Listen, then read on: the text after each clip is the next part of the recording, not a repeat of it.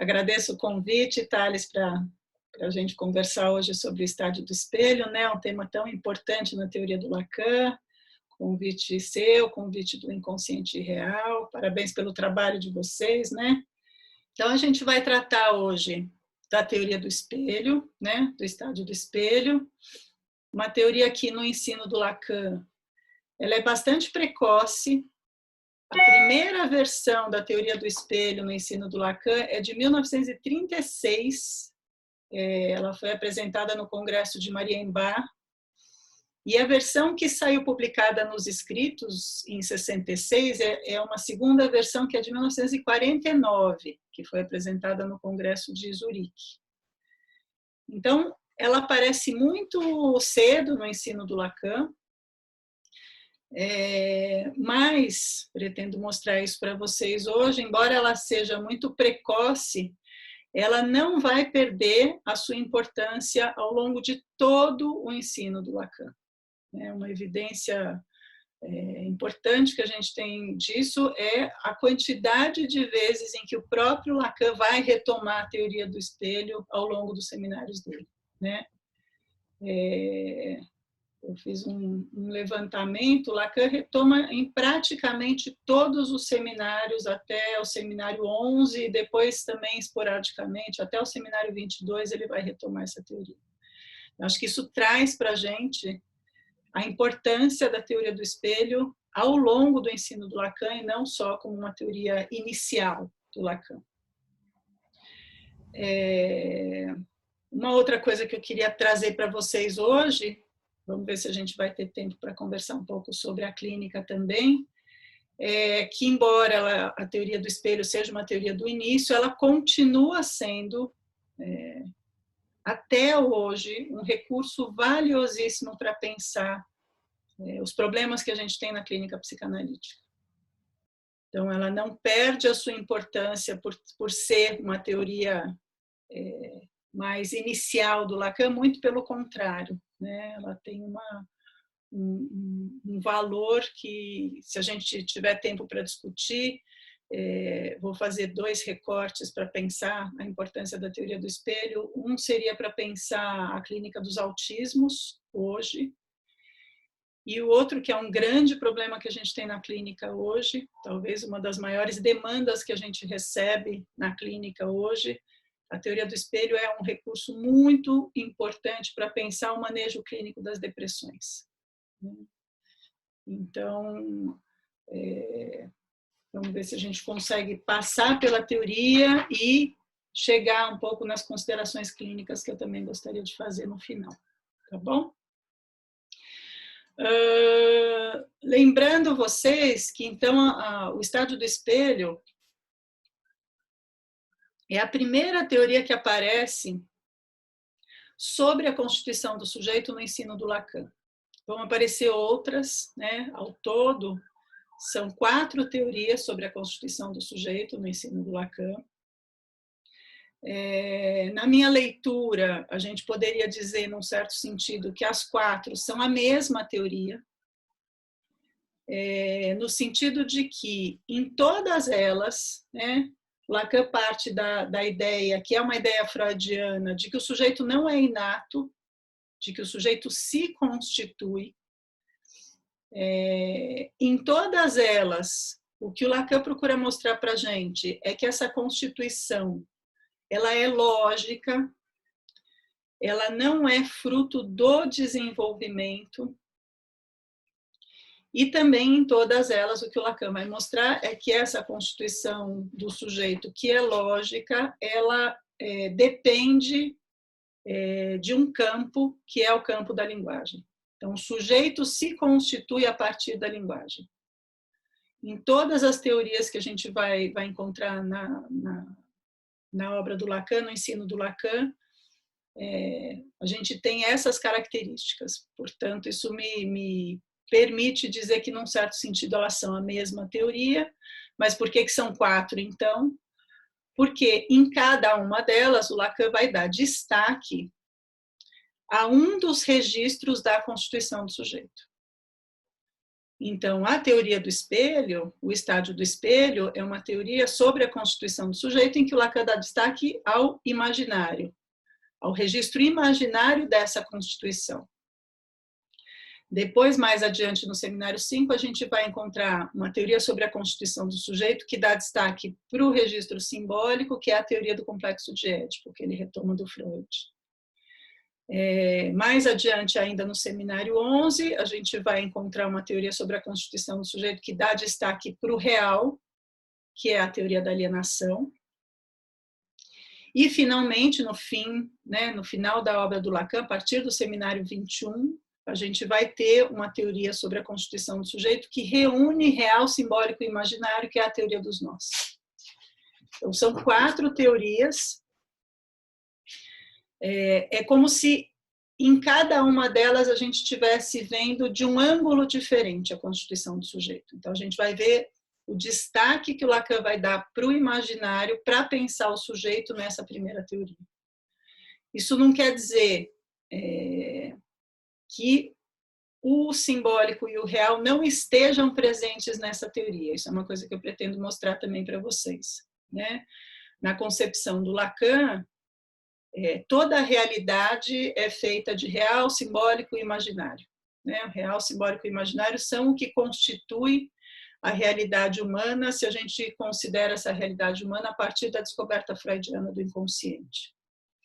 Então, a gente sempre vai pensar qualquer uma dessas 4 teorias, né, as 3 primeiras teorias, sempre com um destaque em um dos 3, mas os outros 2 vão estar sempre presentes, né? Então, hoje a gente vai se ocupar do espelho e vai mostrar como na teoria do espelho o simbólico e o imaginário, o simbólico e o real também estão presentes, não só o imaginário. Bom, sendo uma teoria que dá destaque para o imaginário, o que o Lacan pretende mostrar, né? Ele pretende mostrar qual é o registro imaginário da constituição do sujeito. E esse registro imaginário é o eu. Então, para o Lacan, o eu é uma construção imaginária. É assim que ele vai definir o eu, ao longo de todo o ensino dele. Mas por que uma preocupação com o eu no início do ensino, né? Em especial no seminário 1, seminário 2, o seminário 2 chama o eu na teoria de Freud, na técnica da psicanálise, ele dedica 1 ano inteiro de seminário ao tema do eu, mas ele já trabalha bastante com esse tema no seminário 1. Por que ele estava tão preocupado com o tema do eu e do narcisismo? Porque ele considerava, né, assim que ele começa a transmissão dele, ele considerava que os analistas da época estariam se desviando da descoberta freudiana do inconsciente e que esse desvio teria uma relação com uma confusão que eles estariam fazendo entre o eu e o sujeito do inconsciente. E que essa confusão teria como resultado uma clínica adaptativa, né? Centrada no eu, no reforço do eu, na identificação ao analista. Ele considerava que isso era um desvio e que, portanto, uma das maneiras de reconduzir os analistas, né, para a descoberta freudiana do inconsciente seria retomar a teoria do eu e mostrar, né, o que é o eu na teoria freudiana, o que é o eu para a psicanálise. Então, no seminário 2,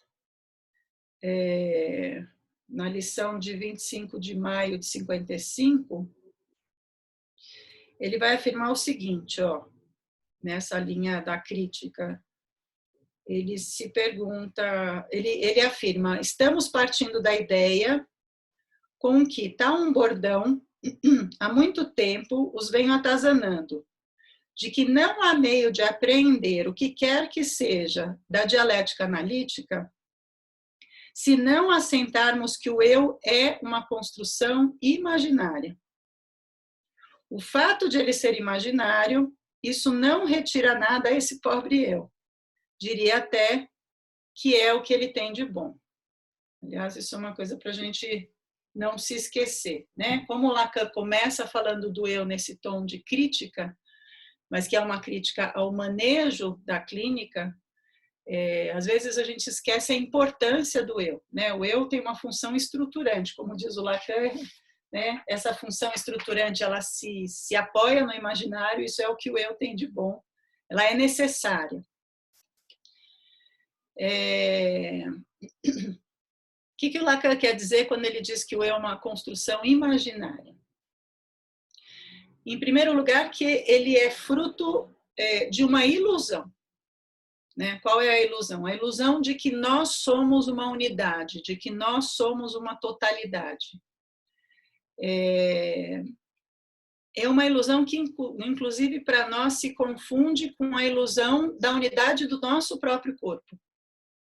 O que o Freud chamava de eu corporal. Quando nós dizemos eu, nós nos pensamos eu com uma imagem que nós temos do nosso corpo. Então, o eu é uma construção imaginária, em primeiro lugar, porque ela é ilusória e porque ela dá para nós essa ilusão de totalidade, essa ilusão de unidade corporal. Em segundo lugar, porque ela o eu é efeito, produto da alienação. E da alienação, que o Lacan vai dizer que é a alienação ao significante, à linguagem, aquilo que vem do outro. Então, o eu não é alguma coisa que brota de dentro de nós, né? O eu não é alguma coisa que está impresso nos nossos genes. O eu se constitui a partir do outro e da linguagem. Portanto, necessariamente, a partir da alienação à linguagem.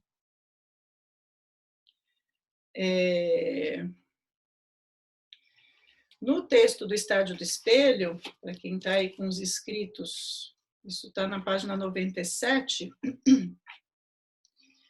o Lacan resume o estádio do espelho assim, ele diz: basta compreender o estádio do espelho como uma identificação no sentido pleno que a análise atribui a esse termo, ou seja, a transformação produzida no sujeito quando ele assume uma imagem.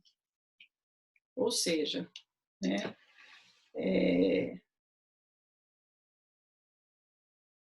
o sujeito se vê no seu eu, quando ele assume essa ilusão de que a imagem que ele vê no espelho é a sua própria imagem.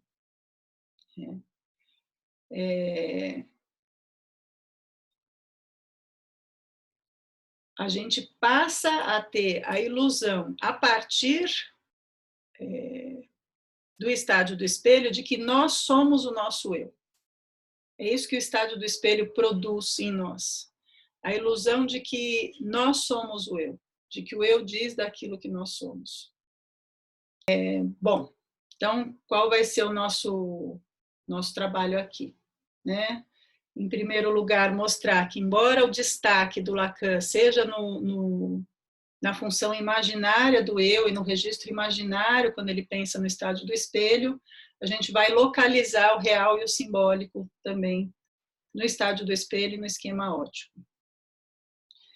Em segundo lugar, o que eu vou trazer para vocês, e lembrando que o próprio Lacan afirma, já no seminário 1, quando ele retoma o estádio do espelho, ele vai afirmar que o estádio do espelho ele não tem uma função clínica, acho que isso é importante.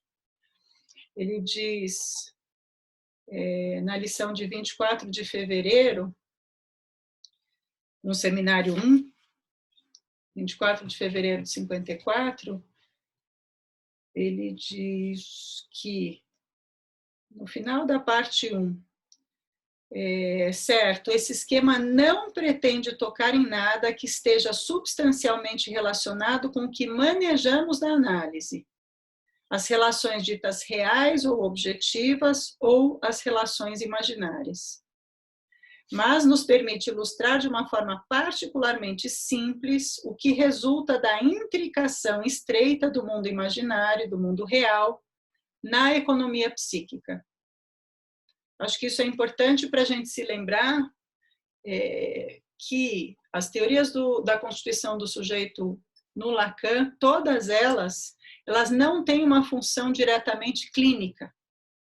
Elas não são aplicáveis à clínica no sentido de que quando a gente trabalha com a clínica, quando a gente escuta os nossos pacientes, a gente já parte da premissa de que a gente está lidando com o sujeito. Então, a clínica na concepção do Lacan não é a clínica da constituição do sujeito. Isso não faz o menor sentido na concepção de sujeito que o Lacan traz para a gente, que é uma concepção lógica do sujeito, não é uma concepção desenvolvimentista. Quer dizer, embora, né, a gente tenha que se lembrar disso, ainda assim, né, na mesma lição do Seminário 1, o Lacan diz uma coisa que eu acho importante. Ele diz: vocês verão em seguida para que serve esse esquema. Sabem que não é pelo simples prazer de fazer aqui construções divertidas que eu o trouxe para vocês. Ele será extremamente útil, permitindo-lhe situar quase todas as questões clínicas concretas que coloca a função do imaginário, e muito especialmente a propósito desses investimentos libidinais, de que a gente acaba não compreendendo mais quando os manejamos o que querem dizer. Michele. Oi, diga, Marcela.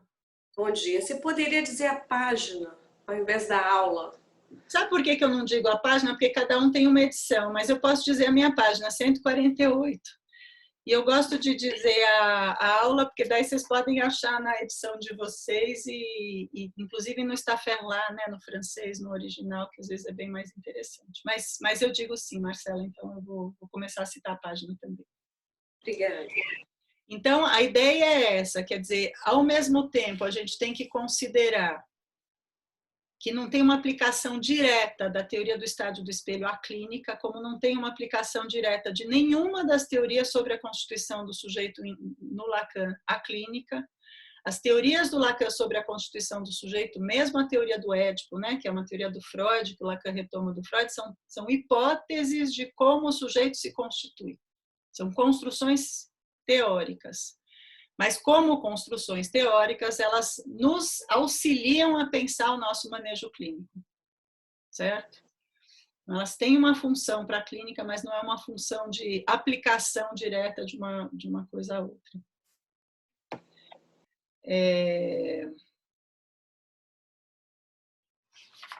Bom,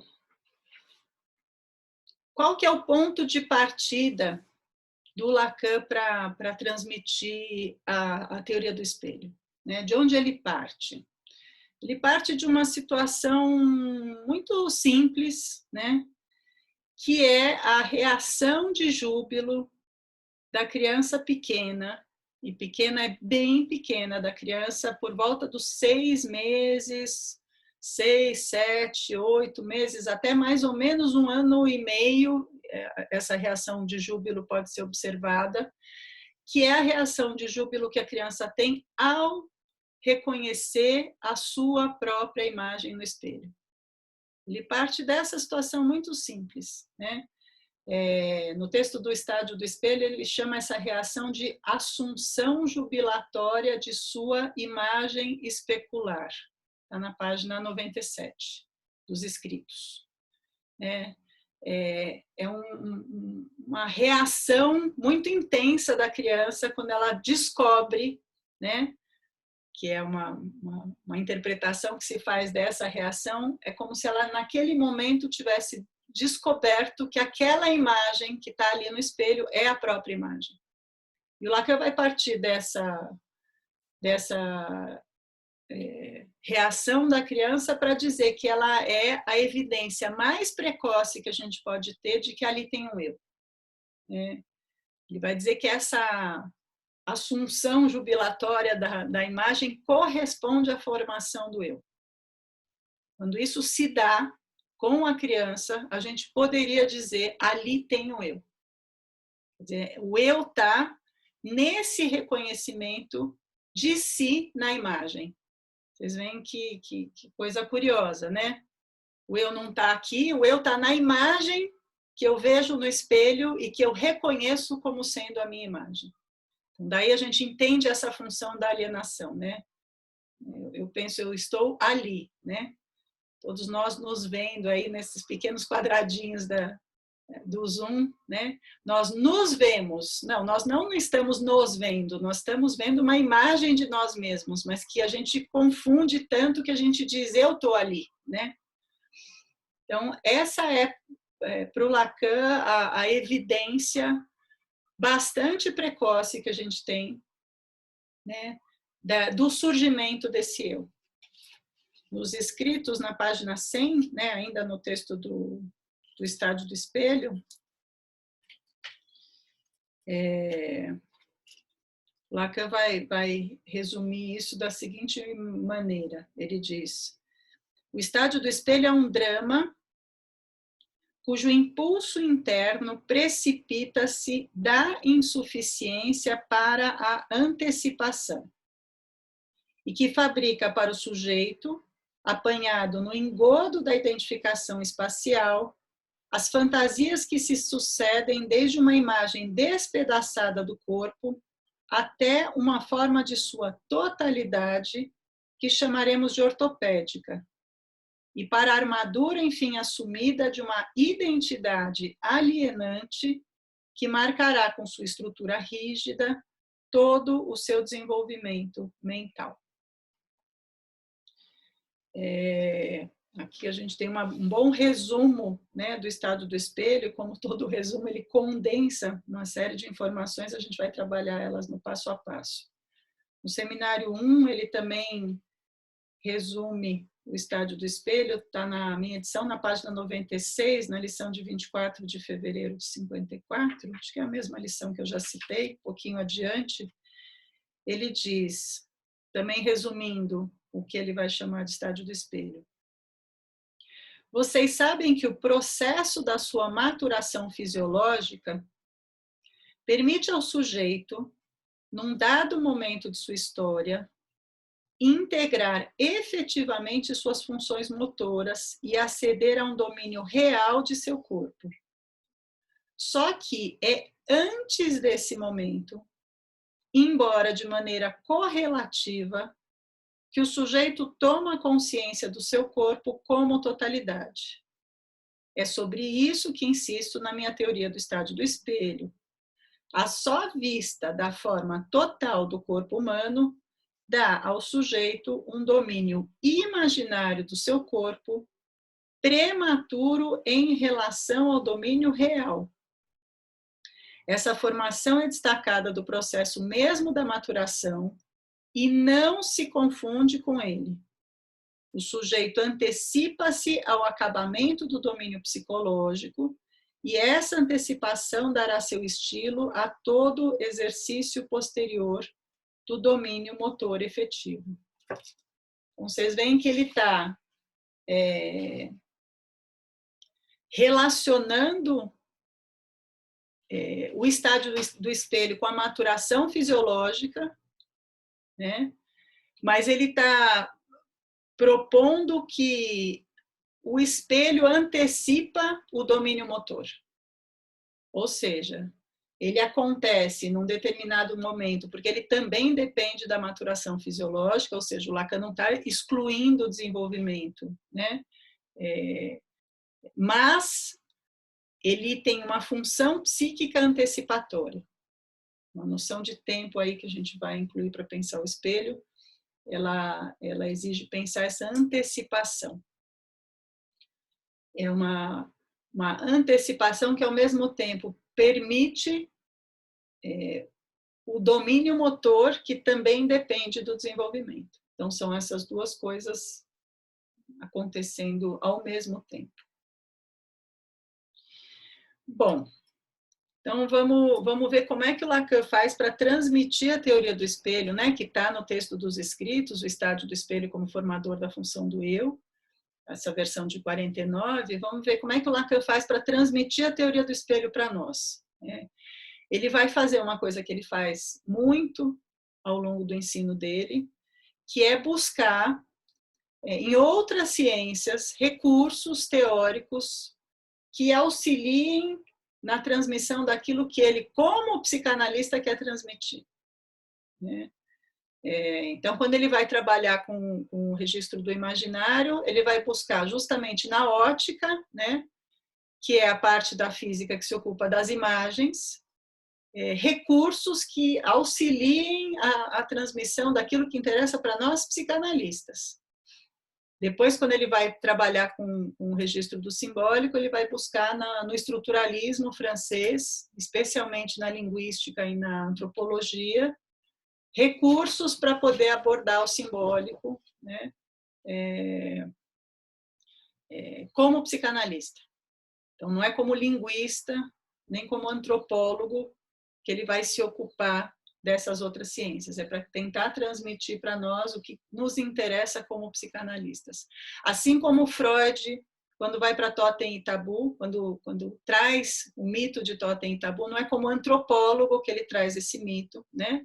Que, aliás, não tem nenhum valor antropológico. Esse mito tem um valor para nós psicanalistas, né? Para justamente pensar a origem da sociedade, a origem da cultura, desde a perspectiva da psicanálise. Então, Lacan vai fazer isso também quando ele vai se ocupar do real, né? Ele busca na matemática recursos para tratar do real, especialmente na lógica e na topologia. E no final, quando ele vai abordar os três ao mesmo tempo, real, simbólico e imaginário ao mesmo tempo, também é da matemática que ele vai encontrar um recurso, que é a teoria dos nós. Então, ele está sempre fazendo isso, buscando em outras ciências recursos que permitam abordar aquilo que nos interessa como psicanalistas.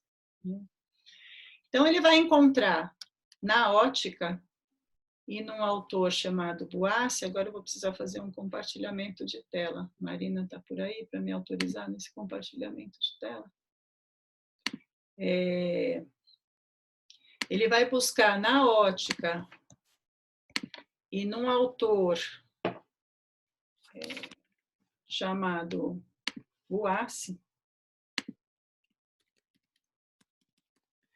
um pequeno esquema, né, que a gente conhece como esquema do buquê invertido,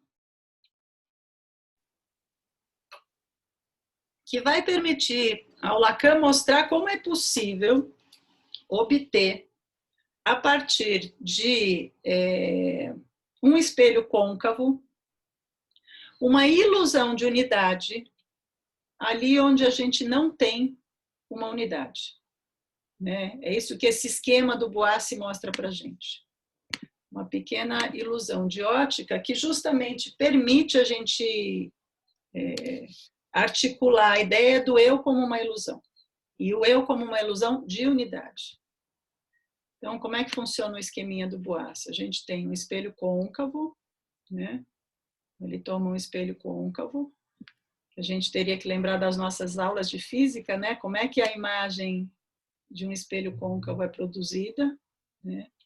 Ele tem uma caixa, onde ele coloca sob a caixa, embaixo da caixa, um buquê de flores. Por isso o esquema do buquê invertido, né? Esse buquê está invertido, ele aparece embaixo da caixa.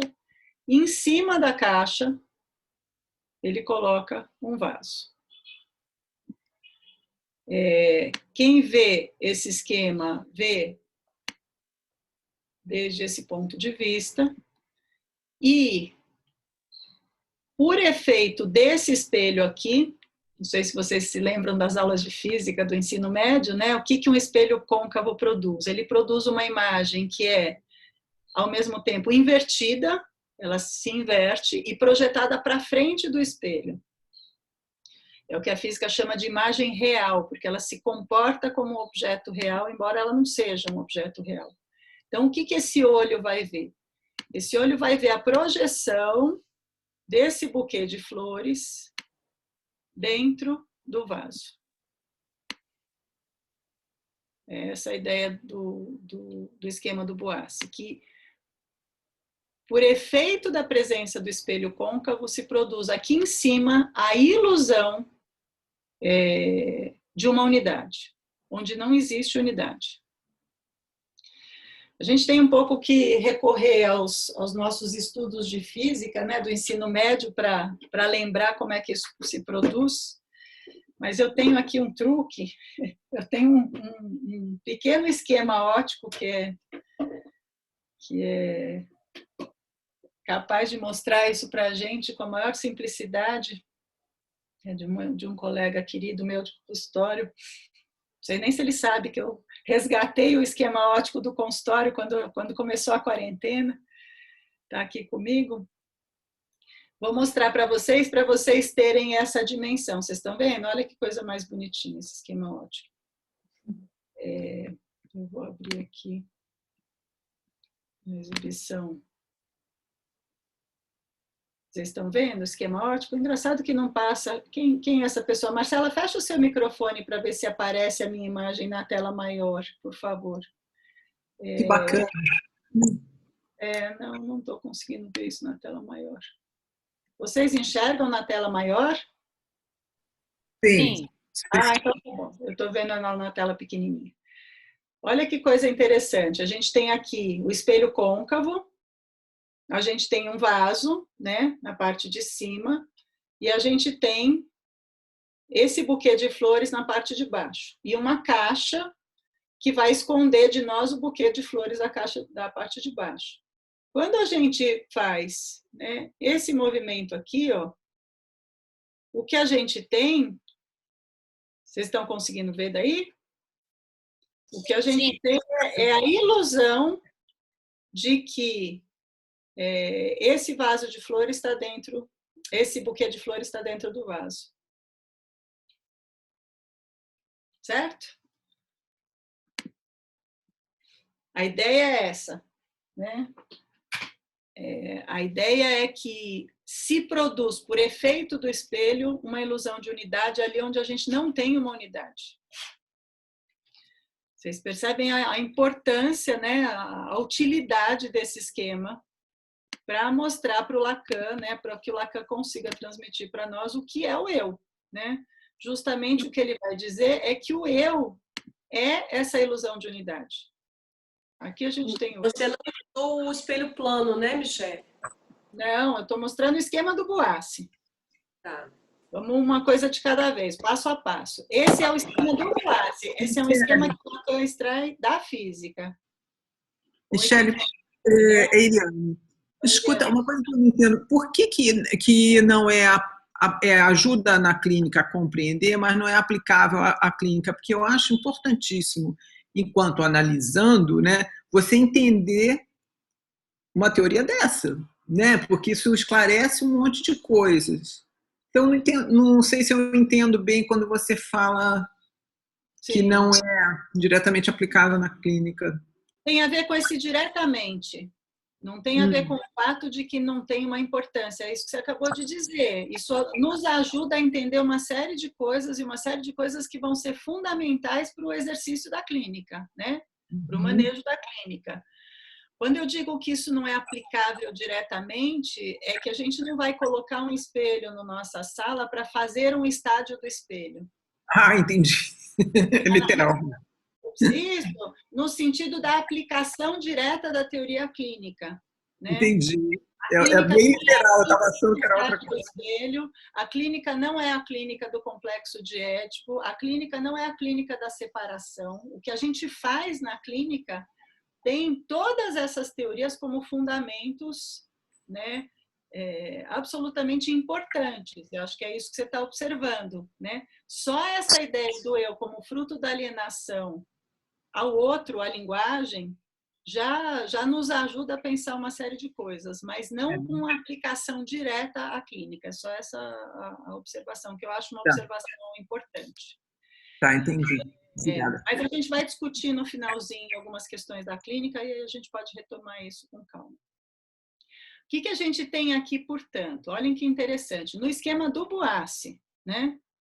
No esquema que o Lacan importa da física, a gente tem um excelente no começo lá que eu chamo de modelo, depois é que ele vai chamar de esquema, a gente tem um excelente modelo para pensar a formação do eu, inclusive nos 3 registros, né?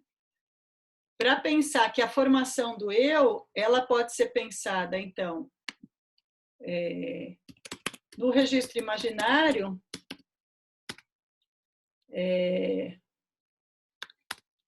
como a ilusão de unidade, né? Que tem a ver com essa imagem que se projeta aqui, né? Que está dentro desse círculo vermelho. E essa ilusão de unidade justamente corresponde ao eu, né? Esse seria o eu nesse esquema. Aquilo que se apresenta como uma ilusão de unidade por efeito desse espelho. A gente pode pensar o lugar do real nesse esquema do Boassi também. Quer dizer, o que seria o real aí, né? Seria o que o Lacan chamou de fantasia do corpo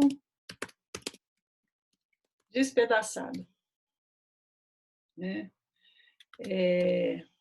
Eu vou ler um trecho do Seminário 10 para vocês, que é muito interessante pensar esse real como corpo despedaçado. O que seria isso no esquema do Boassi?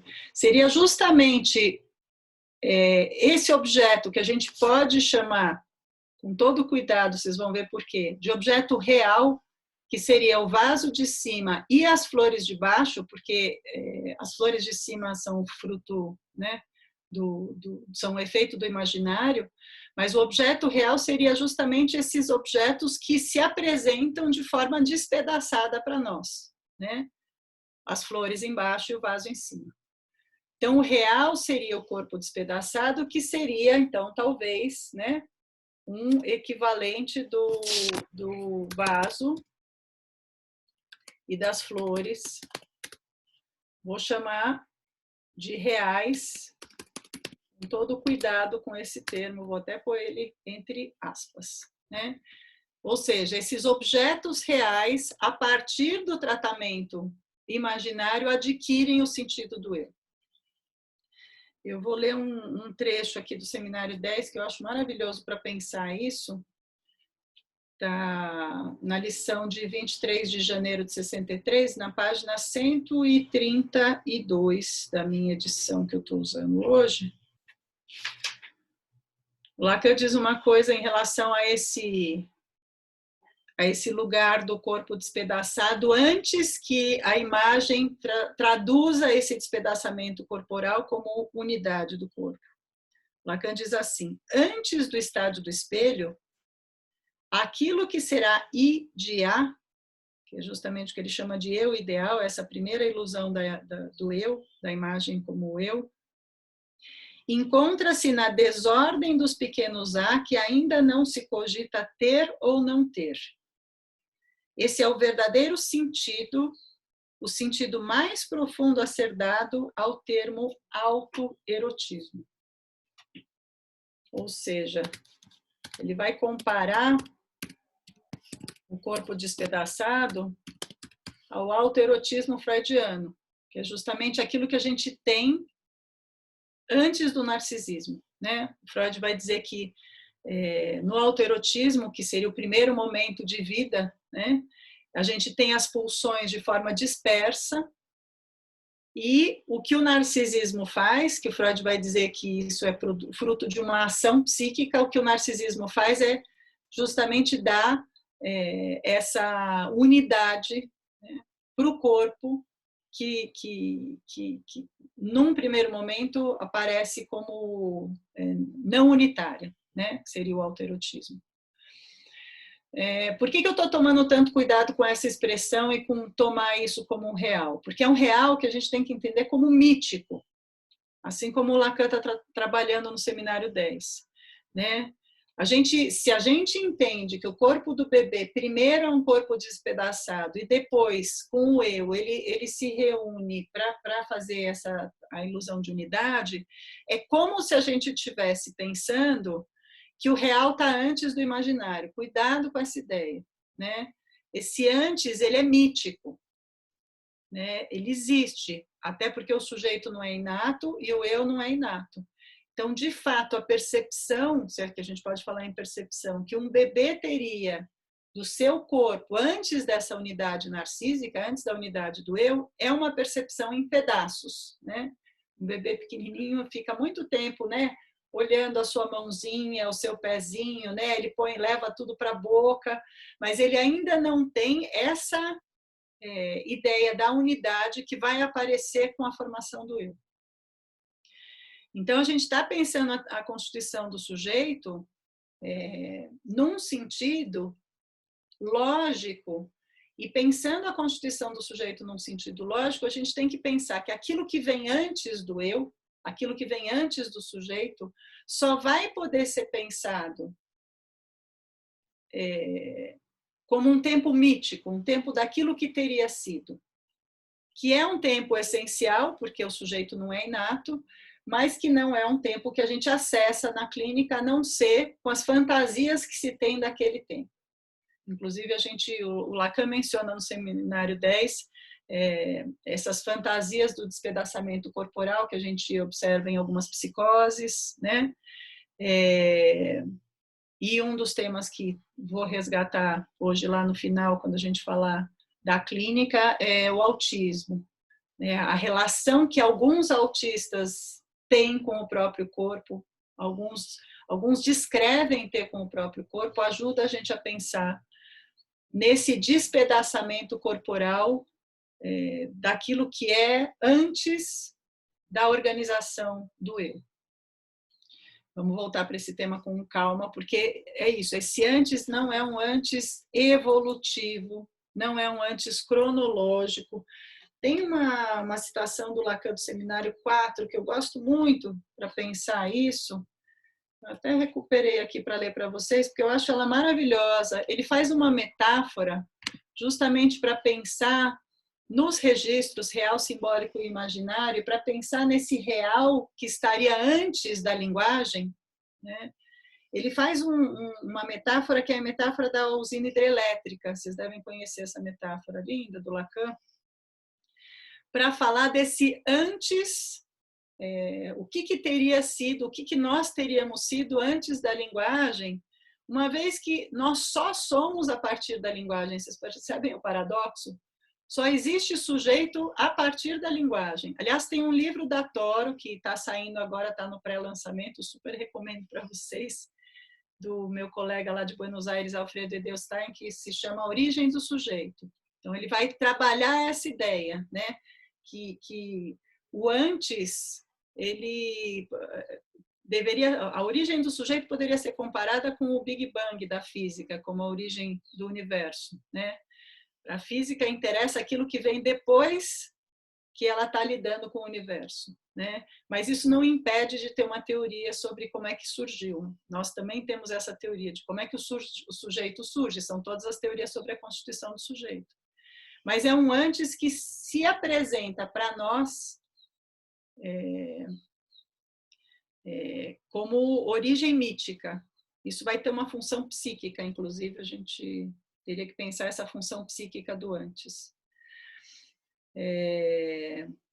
O livro do Alfredo, para quem quiser, chama A Origem do Sujeito, tá? Venda já em pré-venda para Toro. Oi. Fala, Marcelo. Está me ouvindo bem? Diga. A metáfora da usina hidrelétrica no Seminário 4, eu estava lendo esses dias, só que eu não entendi. Eu vou ler para vocês. Eu vou ler para vocês. Você consegue explicar um pouquinho? Eu vou ler para vocês primeiro e a gente fala um pouco sobre ela. É a mesma ideia, Marcela, do que para ter usina tem que ter o rio antes. Mas a gente só pode falar da energia que se extrai do rio a partir do momento em que a gente tem uma usina. A gente não vai dizer do que é que teria sido essa energia lá no rio. É muito bonita. É um parágrafo longo, mas eu acho que vale a pena, porque é tão elucidativo da maneira como Lacan pensa o tempo, especialmente na constituição do sujeito, especialmente nessa ideia de que algum dos três registros teria vindo antes dos outros dois. Na concepção da realidade para o Lacan, real, simbólico e imaginário se apresentam os três ao mesmo tempo. Ele só vai conseguir dizer isso com mais clareza quando ele tiver a teoria dos nós, né? Como efeito de um nó, e o nó amarra os três ao mesmo tempo. Mas, como a gente tem essa necessidade do passo a passo para pensar, por exemplo, a constituição do sujeito, se a gente não lembra que são passos lógicos, a gente vai localizar a constituição do sujeito numa temporalidade cronológica e vai pensar que o real está antes da linguagem. Então, olhem Oi. Deixa eu só fazer a leitura do trecho do Lacan. Na minha edição está na página 32, é a lição de 28 de novembro de 56, do Seminário 4. Ele diz assim: deixe-me fazer uma simples comparação para mostrá-lo a vocês. É mais ou menos como se, tendo que discorrer sobre uma usina hidrelétrica, em pleno meio da corrente de um grande rio, o Reno, por exemplo, alguém se pusesse, para falar do que acontece nessa máquina, a sonhar com o momento em que a paisagem ainda era virgem e as águas do Reno fluíam em abundância. Ora, é a máquina que está no princípio da acumulação de uma energia qualquer. No caso, essa força elétrica que pode ser depois distribuída e posta à disposição dos consumidores. O que se acumula na máquina tem, antes de tudo, a mais íntima relação com a máquina. Dizer que a energia já estava ali em estado virtual na corrente do rio não nos adianta nada. Isso não quer dizer nada falando propriamente, pois a energia, nesse caso, só começa a nos interessar a partir do momento em que é acumulada. E ela só se acumula a partir do momento em que as máquinas foram acionadas. Sem dúvida, elas são animadas por uma propulsão que vem da corrente do rio. Mas acreditar que a correnteza do rio é a ordem primitiva da energia, confundir com uma noção da ordem humana essa coisa de uma ordem bem diferente que é a energia, e mesmo que é a força, querer a todo custo reencontrar em algo que estaria ali desde toda a eternidade, a permanência daquilo que é acumulado, afinal, como elemento de, em português, de efeito, de realidade possível, isso só poderia ser a ideia de alguém que fosse inteiramente louco. É que isso frequentemente nos vem. Qual lição é essa? Loucura. Oi, Eliane. Qual é a lição? Qual é a lição essa? Seminário 4, que lição? Seminário 4, lição de 28 de novembro de 56. Obrigada. Ou seja, se a gente está usando, né, o esquema do Boassi para pensar real, simbólico e imaginário, se a gente está dizendo que o real poderia ser pensado como esse corpo despedaçado que está antes da ilusão de unidade, a gente tem que tomar todos os cuidados aí para localizar esse antes num sentido lógico e não num sentido temporal, tá bom? Então, essa seria a dimensão do real nesse nosso esquema. E, finalmente, a gente poderia localizar a dimensão do simbólico. Insisto nisso, ainda no esquema do Boassi. Aonde estaria o simbólico? Justamente no espelho, né? O simbólico seria o que o Lacan vai chamar de tesouro dos significantes, né? O que é isso? Do que é que a gente necessita para ter essa ilusão da unidade do eu? A gente necessita de um espelho. Ou seja, a imagem só se produz a partir do espelho. Lembrando que o espelho, na teoria do Lacan, ele não é a imagem do espelho. O espelho é o significante, o espelho é a linguagem. Se a criança se reconhece no espelho, ela se reconhece no espelho não porque ela vê a imagem.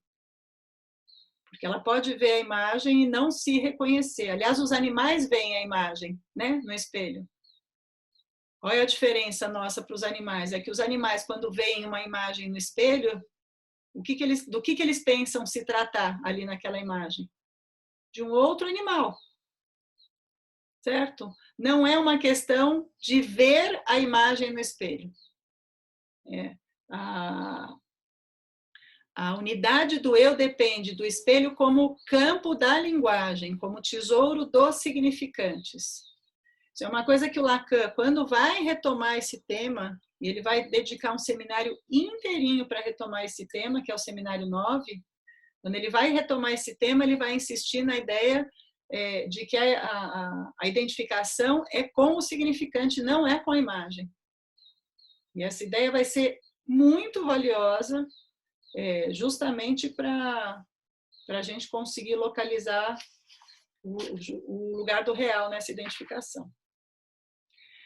Então, vocês percebem que no esquema do Boassi, no esquema que o Lacan extrai da física, a gente já tem elementos para pensar o eu, inclusive nos seus nos 3 registros desse esquema, né, em 3, situando esse eu como uma ilusão de unidade produzida a partir da linguagem, do tesouro dos significantes, do campo da linguagem, que dá a ilusão de unidade para um corpo que, sem o eu, seria esse corpo despedaçado, esse elemento do real aí para a criança.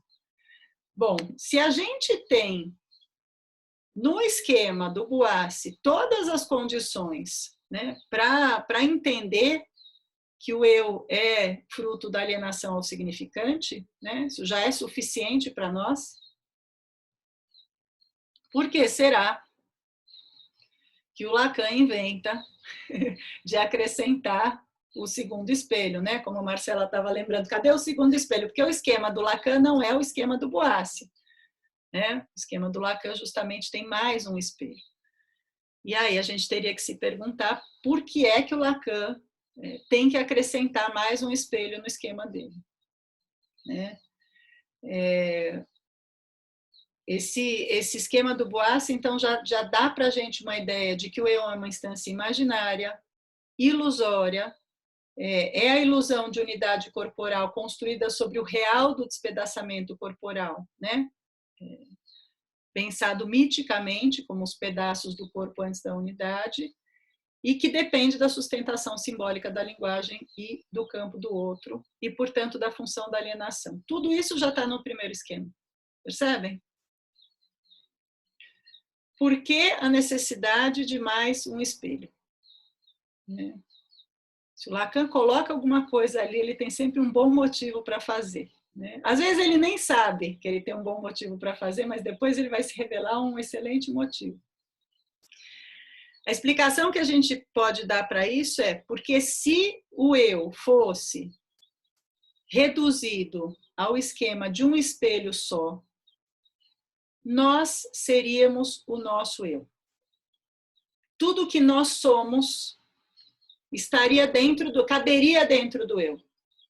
E nós seríamos uma alienação completa àquilo que o outro diz que nós somos. Né? Uma alienação completa à linguagem. Nós ficaríamos reduzidos, como diz o Lacan no Seminário 2, a luas. Né? Nós seríamos essa coisa redonda e esférica, identificada à imagem do espelho. E essa é esse é o ponto absolutamente fundamental que exige o segundo espelho já no Seminário 1. Isso é uma coisa que o Lacan vai trabalhar muito na teoria da alienação do Seminário 11. Ele vai trabalhar muito na teoria da identificação, que retoma, de uma certa maneira, né, a teoria do espelho, mas com outros recursos. No Seminário 9, ele vai retomar a teoria da identificação e vai usar recursos da matemática, ele vai usar a topologia, ele vai trabalhar com o toro, né, que é um recurso maravilhoso para pensar justamente esse fato de que a identificação não é fazer um com a imagem do espelho, não é fazer um com o significante, né? Essa é a ilusão da identificação. A identificação traz para nós a ilusão de sermos um, e essa ilusão de sermos um se sustenta no eu, né? Quando nós dizemos eu, nós temos essa ilusão de que nós somos esse eu na sua totalidade. O ponto para o Lacan, que ele retoma no seminário 11, quando ele vai falar da alienação, que ele retoma no seminário 9, né, quando ele vai retomar o tema da identificação, é que essa ilusão, ela se constrói a partir do significante, mas, ao mesmo tempo, alguma coisa fica de fora dessa ilusão. Porque o que o Lacan vai dizer no seminário 10 é que fica um resto da especularização. Ou seja, essa especularização não é completa, não é total, ela sempre, sempre, sempre vai deixar um resto. Por isso, para quem for trabalhar com a teoria da alienação no seminário 11, um equívoco muito comum quando a gente trabalha com a teoria da alienação no seminário 11, aliás, é um equívoco comum quando a gente trabalha com qualquer teoria da constituição do sujeito, é colocar essas teorias numa cronologia, numa ordem de desenvolvimento. Então, um equívoco comum ao ler o seminário 11, a teoria da alienação, é pensar que o sujeito primeiro se aliena, como se ele se alienasse na totalidade, para depois ele se separar. O que o Lacan procura mostrar ali no seminário 11, retomando todo o trabalho que ele faz no 9, é que a alienação deixa um resto. No que se alienou, alguma coisa ficou de fora. Vocês percebem a diferença? Logicamente, a gente não poderia pensar alienação sem a separação. A alienação e a separação são os dois produtos de uma mesma operação lógica. Né, que a gente vai pensar, né, alienação de um lado, separação de outro, porque a gente precisa entender esses passos lógicos. Mas não existe alienação total, nem na psicose, que é um equívoco comum quando a gente põe a alienação e a separação numa ordem cronológica que gera uma série de outros equívocos, inclusive uma ideia de que a psicose estaria menos evoluída que a neurose, porque a psicose se alienou e não se separou, e que o suprassumo da evolução humana seria a neurose, porque a neurose se aliena e se separa. Muito cuidado com essa ideia. Essa não é uma ideia do Lacan, embora seja uma ideia bastante comum, que a gente vai ler em muitos lugares por aí. Para o Lacan, alienação implica a separação. Toda alienação deixa um resto. Né? Eu vou ler isso no seminário 10, está na lição de 28 de novembro de 62, na minha edição, na página 48, 49. Olha o que o Lacan diz aqui. Ele diz: o investimento da imagem especular é um tempo fundamental da relação imaginária. É fundamental por ter um limite. Nem todo investimento libidinal passa pela imagem especular. Há um resto. Esse resto, espero ter conseguido fazê-los ter uma ideia de porquê, ele é o pivô de toda essa dialética. Já a gente entra na história da dialética. Ou seja, existe um resto da alienação ao espelho, e esse resto vai exigir incluir um segundo espelho.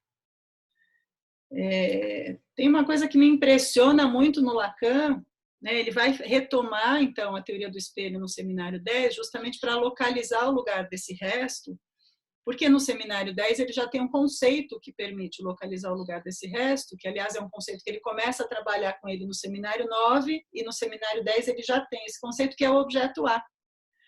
Mas é muito impressionante a gente pensar que o Lacan não considerou o estádio do espelho como um espelho só no seminário 1.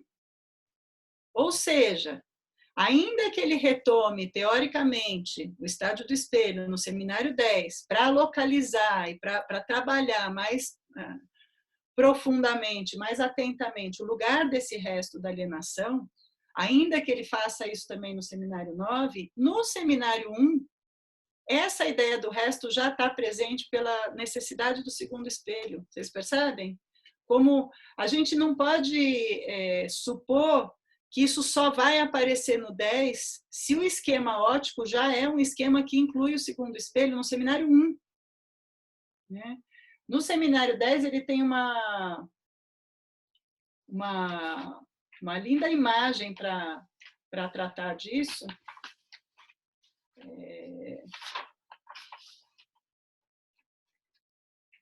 Para falar desse resto que existe. Michele, Diga, Cristiane. que você estava falando justamente do primeiro esquema, né, do Boas, e aí você coloca o espelho côncavo como simbólico, né? E aí só que tem esse olho, né? Aí esse olho, não é esse olho desse sujeito criança, né? Que aí é o que entraria o espelho plano. Queria que você fizesse essa localização do espelho e desse olho, né?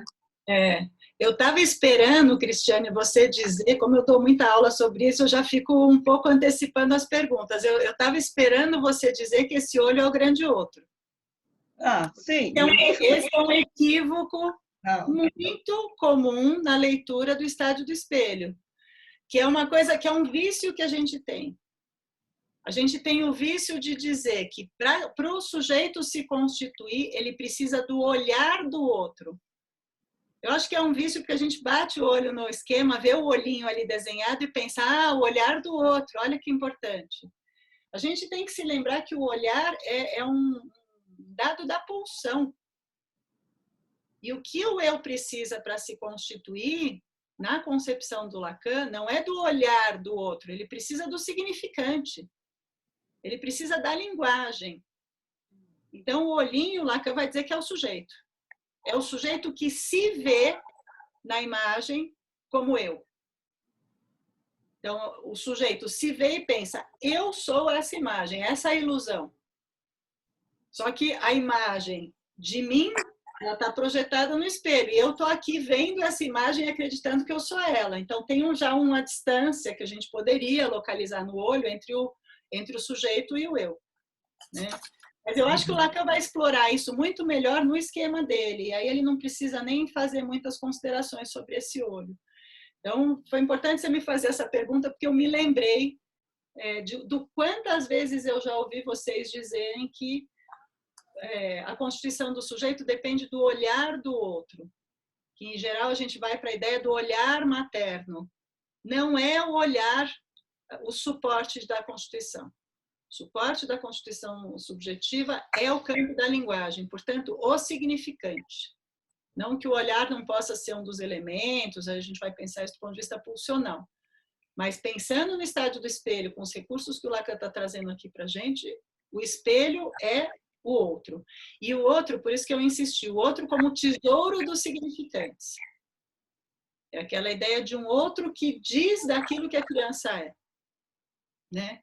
Inclusive, se a gente pensar bem, aquilo que é mais nosso de tudo que a gente possa imaginar, ali onde a gente se reconhece inequivocamente.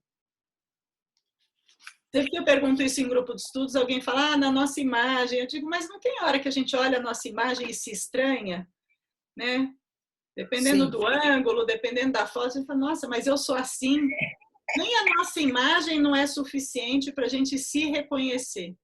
Agora, tem um lugar onde a gente se reconhece sempre, necessariamente, que é o nosso nome.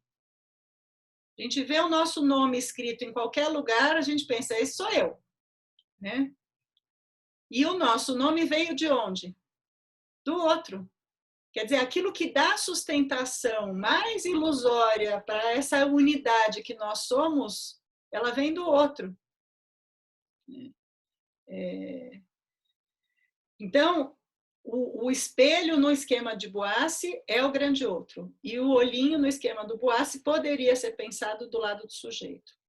Mas eu prefiro deixar para pensar o sujeito no próximo esquema, que é o esquema do Lacan. Então, retomando, se a gente vai entender junto com Lacan, e isso está presente ao longo de todo o ensino do Lacan, se a gente vai entender que a alienação ao campo da linguagem sempre, necessariamente, deixa um resto, então a gente vai ter que pensar o lugar desse resto, e para pensar o lugar desse resto, Lacan coloca um segundo espelho.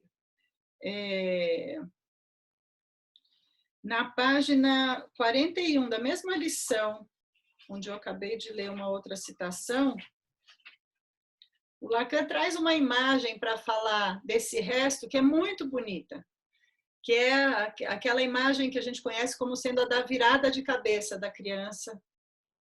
Porque a gente tem que se lembrar, primeiro, a gente está lidando com um bebê, que em geral não tem ainda o domínio motor, portanto está no colo de um adulto. Vamos imaginar a cena do espelho, é um bebê sem o domínio motor, que está no colo de um adulto, e para que ele reconheça, né, vamos imaginar o espelho ali, ele na frente do espelho, para que ele reconheça aquela imagem que está no espelho como sendo dele, ele só reconhece porque o adulto que está com ele vai dizer para ele, olha você ali. Não é assim que a gente brinca com criança na frente do espelho? Olha você ali, olha que bonitinho, né? Ou seja, é o outro que diz que eu sou aquela imagem. Se o outro não disser que eu sou aquela imagem, vocês já devem ter visto esses vídeos que às vezes circulam nas redes dos bebezinhos. Tem um que eu assisti uma vez, um bebê muito pequenininho que está, acho que numa loja de departamento, ele chega perto do espelho, ele vai atrás do espelho, como que para procurar, né? Para procurar o quê? Essa outra criança que estaria lá, que só vai se tornar o eu dela por uma operação que é do outro, que é uma operação de linguagem. É quando alguém diz para essa criança, quem está ali é você. Entendem? Então, a criança está no colo, essa é a imagem que o Lacan aproveita. O outro diz para a criança, é você que está ali. A criança se reconhece com esse movimento de júbilo, né, que mostra a satisfação que ela tem de ver que é ela que está ali. E o que é que ela faz em seguida? Ela se vira para o outro, como que para pedir confirmação de que o que ela acabou de ver ali é ela, que é um movimento de cabeça muito sutil e muito interessante que o Lacan vai aproveitar para localizar aí esse resto da especularização. Porque se não tivesse resto da especularização, eu sou a imagem, me identifico com a imagem, passo a ser essa imagem. O resto é a necessidade que a criança tem de confirmação, indica o lugar desse resto, para o Lacan. Então, eu vou ler para vocês. Na minha edição está na página 41. Ele diz assim, na simples imagenzinha exemplar, da qual partiu a demonstração do estádio do espelho, o chamado momento jubilatório em que a criança, vindo captar-se na experiência inaugural do reconhecimento no espelho, assume-se como totalidade que funciona como tal em sua imagem especular, porventura já não relembrei desde sempre o movimento feito pela criancinha? Esse movimento é tão frequente, tão constante, eu diria, que qualquer um pode lembrar-se dele. Ou seja, a criança se volta, como observei, para aquele que a segura e que está atrás dela. Se nos esforçamos por assumir o conteúdo da experiência da criança e por reconstituir o sentido desse movimento, diremos que através desse movimento de virada da cabeça, que se volta para o adulto como que para invocar seu assentimento e depois retorna à imagem, ela parece pedir a quem a carrega, e que representa aqui o grande outro, que ratifique o valor dessa imagem. É impressionante, né? Como Lacan aproveita um gesto da criança para pensar o que isso representa em termos de como é que ela toma esse resto. Oi, Miriam. Michele, oi. Então, eu queria só retomar, porque isso que você falou, né? Que a gente costuma colocar o olho como o grande outro, e que eu já escutei de várias pessoas. Inclusive na clínica da melancolia, né, que coloca que o melancólico foi aquele que não foi olhado, né, que a mãe atravessou. Então, na verdade, não é só o olhar, é o olhar acompanhado desse significante, daquilo que diz, por exemplo, olha, você, fulaninho, olha que gordinho, olha que bonitinho, amorzinho da mamãe, por exemplo. Então, é mais por aí que você está trazendo esse equívoco. Eu vou ser mais radical ainda, Miriam, porque o que eu acho que acontece quando a gente pensa o olhar do outro, é que a gente confunde o olhar do outro com o olhar da mãe. E que a gente vai acabar fazendo uma clínica em que a gente diz que a culpa daquilo que a criança é ou não é, ou da melancolia ou da psicose da criança, tem a ver com a maneira como a criança está sendo olhada pela mãe. Percebem que os equívocos eles se acumulam quando a gente está, inclusive, identificando o grande outro como uma personagem materna, né? É claro e evidente que precisa ter alguém que sirva de suporte, e aquilo que uma mãe, um pai, um avô, uma avó, um tio, uma tia dizem para uma criança é absolutamente fundamental nisso que a gente está chamando de constituição do sujeito, né? A teoria do Édipo, acho que é uma boa teoria para pensar tudo isso. Mas, se a gente não vai fazer determinismo psíquico, se nós psicanalistas não vamos entender que tudo que a gente é depende de como é que o outro olhou para a gente, né? A gente precisa levar a sério essa ideia da estrutura e de que a alienação ao campo da linguagem, ela é uma alienação que é ao campo da linguagem e que o outro materno, por exemplo, representa esse campo da linguagem, é claro que representa, mas a partir do momento em que a gente tem um sujeito, porque ele se identifica, ele não se identifica com o que uma mãe acha dele, né? A mãe diz muitas coisas para uma criança, o pai diz muitas coisas para uma criança. O que a gente tem que pensar como a identificação, é a identificação, como insiste o Lacan, ao significante. A identificação não é a identificação a como é que minha mãe me vê. Essas são as queixas dos neuróticos. Ah, minha mãe sempre me via como um fracassado, minha mãe sempre me dizia que eu faço tudo errado. Né? Mas a gente vai escutar isso não identificando o problema do lado da personagem materna, a gente vai identificar isso a partir dessa referência do sujeito ao significante fracassado, por exemplo. Que uma vez que a gente está pensando que a alienação ao significante é constitutiva do sujeito, ou seja, não existe sujeito sem essa alienação significante, né? Ainda que ele diga, foi o outro que fez isso, a gente não pode ter ingenuidade de imaginar que se o outro não tivesse olhado assim para a criança teria um outro destino psíquico, né? Tem muitas teorias que leem assim, e, bom, tem fundamentos diferentes dos nossos para ler assim. O que eu acho que a gente devia cuidar é que, com tudo que o Lacan trouxe para a gente não pode fazer esse tipo de confusão quando a gente está lendo a teoria do Lacan, né? Existem lacanianos que se utilizam da teoria do Lacan para transmitirem as suas próprias hipóteses teóricas sobre o sujeito, algumas marcadas pelo desenvolvimento. Mas acho importante a gente distinguir essas teorias, né, daquilo que o Lacan propõe, que na sua essência se distancia da noção de desenvolvimento. O sujeito não é fruto do desenvolvimento e ele não é fruto do que um pai e uma mãe fazem com ele. O sujeito é fruto de uma operação lógica que inscreve o ser no campo da linguagem. Quem está falando? Eu. Se a identificação fosse só em relação à imagem, a gente não teria a necessidade de postar foto no Instagram, né? Isso, aí a gente vai falar disso quando falar na clínica. Por que a gente precisa se reassegurar dessa imagem? Justamente em função desse resto, né? E esse resto ele está presente, em especial, isso Lacan vai trabalhar o seminário 10 inteiro.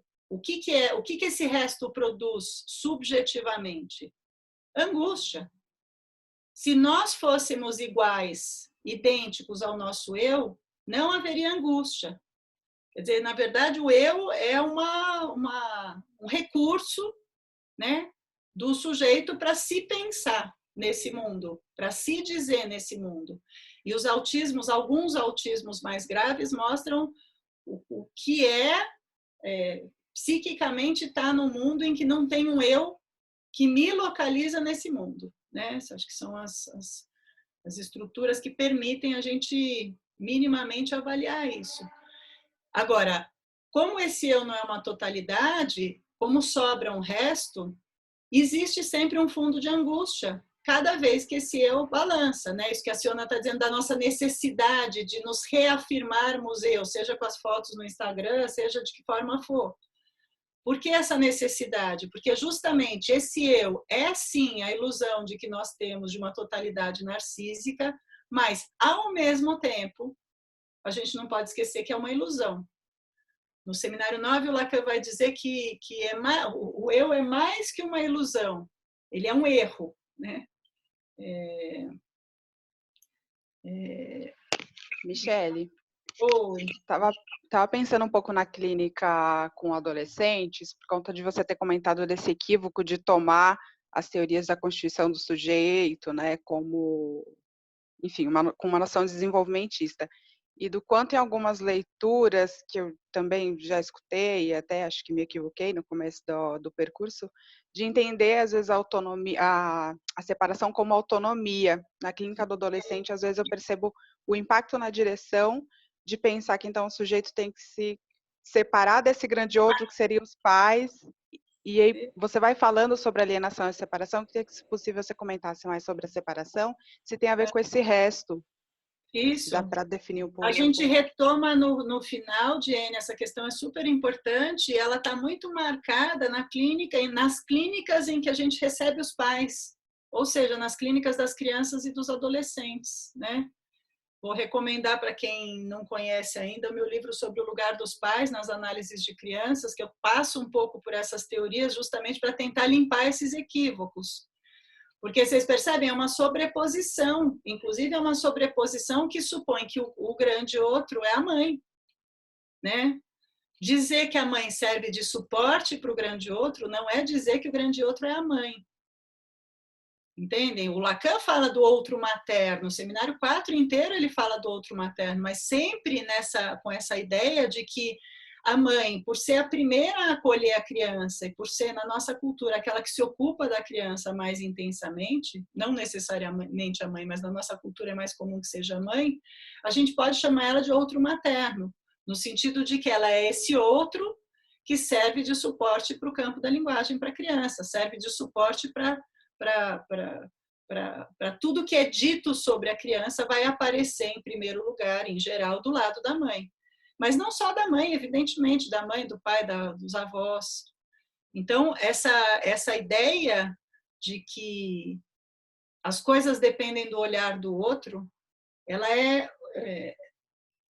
não... A gente tem que tomar um cuidado que é o seguinte, a gente não pode fazer uma leitura determinista, em que a gente diz tudo que a criança é, portanto, está determinado pelo outro, e o outro são os pais. Mas também a gente, por outro lado, não pode dizer, bom, então é completamente indiferente aquilo que os pais fazem na formação de uma criança. Nem um extremo, nem o outro. A gente não está tratando de um determinismo psíquico, Lacan nunca pensou desse jeito, mas também a gente não está excluindo, e quem trabalha com crianças e adolescentes sabem da importância de trabalhar com os pais, né? Mas como trabalhar com os pais sem fazer esse tipo de consideração? Ah, a culpa é dessa mãe, olha como essa criança está, essa mãe está em excesso, tem que separar a mãe da criança, tem que separar a criança da mãe. Esse é um uso do termo separação, que não é o uso que o Lacan faz no Seminário 11, porque o termo separação lá serve para falar justamente desse resto da operação de entrada na linguagem. Então, ele vai ser pensado do ponto de vista lógico, jamais do ponto de vista do ambiente familiar de uma criança. Mas foi bom você ter recuperado isso, que é um equívoco comum. Ou seja... Oi, desculpa. Não, eu achei que ia interromper. Me desculpe. Não, pode falar. Então tá bom. Michele, é o seguinte, sobre o estágio do espelho, alguns animais passam pelo teste do espelho, de se reconhecerem no espelho. Mas, então, ou seja, isso não vale para o sujeito, então, porque se no sujeito... Se você está considerando que um animal se reconhece no espelho, você está considerando que ele tem um eu. A gente vê também nas redes sociais vídeos lindos. Eu lembro de um gato que ficava assim completamente siderado, ele mexia a pata, ele voltava. Vocês já viram esse vídeo? É muito bonitinho. Quem tem gato se encanta, porque fala, nossa, que lindo, ele está se reconhecendo. Ele está se reconhecendo? A operação do se reconhecer, ela é uma operação psíquica absolutamente complexa e tem a ver com o estádio do espelho. Um gato que brinca com o espelho, ele brinca com outro gato. Ele brinca com a imagem de um gato. Por isso que cachorro, em geral, brinca um pouco e depois abandona o espelho, porque como a imagem do espelho não tem cheiro e o animal reconhece o outro animal pelo cheiro, ele rapidamente percebe que não é outro animal, mas daí ele se desinteressa do espelho. A ideia de se reconhecer no espelho, ela é absolutamente sofisticada do ponto de vista psíquico. Ela exige uma operação psíquica que é eu sou eu e eu sou eu ali. Nesse caso, então, pelo menos em termos, né, na nossa clínica lacaniana, o que é chamado de reconhecimento, pelo menos esses testes do espelho, que é feito com golfinho, com alguns primatas, então, na verdade, não é o reconhecimento como a gente entende. É outra coisa que eles dizem, alguns afirmam isso, né? Outra então, coisa. Não tem a ver com o reconhecimento de si, de uma ideia de que eu sou eu. É isso que está em jogo. E aí a gente também teria que pensar uma coisa importante, que o espelho, né, o esquema óptico, ele é um esquema que tenta ilustrar para a gente essa ideia do reconhecimento de si, que não se resume a me ver no espelho e ver que aquela imagem sou eu, né? A gente tem esse reconhecimento de si, se a gente quiser pensar, com crianças cegas, por exemplo. Não precisa nem enxergar a imagem. O reconhecimento de si, que tem a ver com isso que vocês estavam dizendo antes, que é a ideia de que, na medida em que o outro diz para mim, você é uma menina, você é minha filha, você é muito brava, você parece o seu avô, tudo isso que vem para mim a partir do outro, né, como significante, vai entrar como esse campo da linguagem a partir do qual, né, ao qual eu vou me alienar, e a partir dessa alienação eu vou ter uma ideia daquilo que eu sou, que é essa ilusão da unidade, essa ilusão de que eu sou eu, né? O animal doméstico, como ele é um animal de linguagem, ele dá para nós muitas vezes essa ilusão, né, de que ele sabe de si, ele se reconhece, mas em geral isso é uma projeção nossa. Mas voltando para o esquema óptico, porque a gente então tem que incluir o segundo espelho. Eu só queria ler uma citação do Seminário 9 que eu acho muito bonita, que é justamente aquela citação em que o Lacan fala do Mekoné. Ela é densa, mas eu vou ler porque depois a gente volta para essas coisas tantas vezes e recupera tantas vezes, a gente vê como isso está aqui. Então, lembrando que no Seminário 9 é um seminário que o Lacan retoma o tema da identificação, que a princípio já estaria esgotado com a própria teoria do espelho, ele já tem uma boa teoria da identificação na teoria do espelho e com o esquema óptico, né? Mas por que ele retoma? Na minha hipótese, ele retoma porque justamente ele está preocupado em insistir na ideia do lugar do real nessa identificação, do lugar, na ideia de que tem um resto dessa identificação, que tem uma sobra. E aí ele, para fazer isso, ele vai se utilizar do toro, né, de uma figura da topologia, que vai ajudar a pensar esse resto da especularização. O que ele diz é, digamos, na minha edição está na página 356, Seminário 9 é de 30/5/62. Ele diz, digamos, para começar a clarear o caminho, que há objeto do fantasma, há objeto do desejo. E aqui uma observação importante, no Seminário 9, a gente ainda vê o Lacan chamar o objeto A de objeto do desejo, porque ele ainda não está chamando o objeto A de causa do desejo, que é o que ele vai fazer só no 10. Mas se a gente acompanha o trabalho que o Lacan faz com o toro, a gente já vê claramente que ele dá um lugar para o objeto do desejo, que é o falo, e outro lugar para o objeto A, mas que ele ainda está um tanto misturando esses dois. Ele diz, para começar a clarear o caminho, que há objeto do fantasma, há objeto do desejo, não tem imagem. E que o impasse do fantasma do neurótico é que, em sua busca de A, objeto do desejo, ele encontra I de A, que é como o Lacan escreve eu ideal, inclusive nos primeiros seminários, já vou escrever para vocês, Izinho de A. De tal maneira que ela é a origem de onde parte toda a dialética, a qual, desde o início do meu ensino, então está se referindo a esse início que a gente está trabalhando aqui, os introduzo a saber que a imagem especular, a compreensão da imagem especular consiste nisso, do que estou espantado que ninguém tenha sonhado em glosar a função que lhe dou. A imagem especular é um erro, ela não é simplesmente uma ilusão, um logro da Gestalt cativante cujo acento a agressividade tem marcado. Ela é basicamente um erro na medida em que o sujeito nela se reconhece, jogando reconhece com o desconhece, se permitem a expressão na medida em que a origem do eu e seu desconhecimento fundamental acham-se aqui reunidos na ortografia, no me connaît do francês. E na medida em que o sujeito se engana, ele acredita ter diante dele sua imagem. Ele está insistindo nesse engano já com outros recursos teóricos, porque no 9, no 10 e no 11, né, nesses 3 seminários, ele vai ter o recurso teórico justamente do objeto A, para falar desse resto, dessa sobra. Isso também é uma coisa importante da gente pensar. Alienação à linguagem, ela produz a ilusão da unidade do eu e ela deixa um resto. Esse resto não é simplesmente uma sobra. Esse resto vai ter uma função psíquica, e a gente precisa entender a função psíquica desse resto. Então, vamos incluir um segundo espelho no nosso esquema óptico. Eu vou desenhar ele de novo.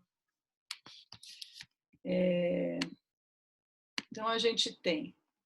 Agora, a gente vai ter o que o Lacan vai chamar de esquema óptico. Então, esse é o esquema óptico do Lacan. O primeiro esquema, embora ele seja já bastante útil para nós, ele é o esquema do Boassi. No esquema óptico do Lacan, o que ele faz? Ele pega, então, um espelho côncavo, né, que ele extrai do experimento do Boassi, uma caixa, e aí ele já faz uma coisa que nem ele sabia no seminário 1 como isso ia render desenvolvimentos interessantes. Ele inverte, ele coloca o vaso embaixo do espelho e coloca as flores em cima.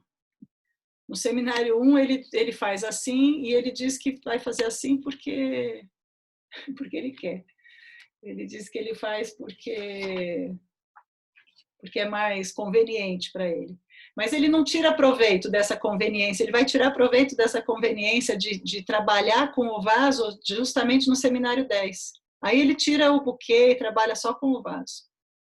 Então ele vai pegar esses elementos do esquema de Boassi e vai acrescentar aqui um espelho plano. E vai mudar a posição do olho, né? Que ao invés de olhar na posição que a gente estava, né, que olha de frente para o esqueminha do Boassi e que vê, né, a ilusão da unidade, que aqui nesse esquema seria o vaso, né, que se projeta para cima, aqui a gente tem essa primeira ilusão de unidade. Então, o que ele faz do lado de cá, como o olho está olhando para lá, ele vai projetar atrás do espelho plano, isso que a gente está vendo aqui. Então, o que é que aparece atrás do espelho plano? Aparece... o que a gente vai ver é a caixa, né? O espelho plano a gente está mais acostumado a lidar com ele. Esse vaso que está aqui dentro, evidentemente, não se projeta para lá, porque a gente está vendo a caixa, né? Esse vaso está escondido. O interessante desse experimento da física é que esse vaso, que é uma ilusão projetada pelo espelho plano, esse vaso aparece do outro lado, ele é reduplicado para o outro lado, e as flores também aparecem aqui. Quem quiser depois procurar na internet, tem um físico que ele se intitula O Mago da Física, ele faz pequenos experimentos da física, bem divertidos, e um deles é um experimento do porquinho. Ele põe 2 espelhos côncavos, né, e põe um porquinho dentro desses espelhos, e aí justamente o que a gente vê é a imagem do porquinho se projetar para cima.